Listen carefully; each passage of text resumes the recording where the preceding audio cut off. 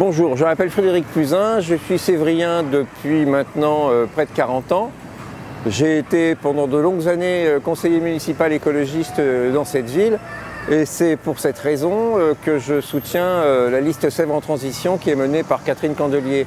Je crois que l'écologie c'est quelque chose de beaucoup trop sérieux pour être confié à des personnes qui n'ont jamais fait preuve d'une quelconque compétence dans ce domaine. Et quel que soit l'intérêt que peut porter le maire de Sèvres, monsieur de la Roncière et son équipe aux questions écologiques, ils n'ont absolument ni les moyens intellectuels ni la culture pour pouvoir mettre en place les changements dont la ville a besoin.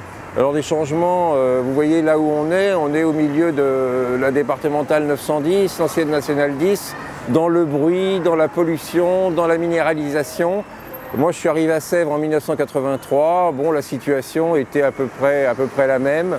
Et tous les 6 ans, on entendait l'équipe de droite, auquel appartenait d'ailleurs monsieur de la Roncière, sangloter à l'approche des élections municipales en disant « on va reverdir tout ça, on va faire un nouveau projet, les gens vont pouvoir se rencontrer, on va vivre ensemble dans une atmosphère plus saine ». Et puis on voit que de 1983, 1989, 1995, 2001, 2008, 2014 et aujourd'hui 2020, on nous promet toujours des changements, on nous promet toujours un aménagement de la départementale 910 et rien ne se fait. Alors moi, le maire de Sèvres, je ne peux pas, et sa liste, leur faire confiance pour tout ce qu'il traite dans l'écologie et surtout quand je vois ce qu'il a écrit dernièrement, moi je le surnomme Monsieur Demain. C'est-à-dire monsieur qui dit toujours « je vais faire ça demain » et il lui a fallu 6 ans pour mettre au point un certain nombre de projets dont on sait pertinemment qu'ils ne verront pour la plupart jamais le jour.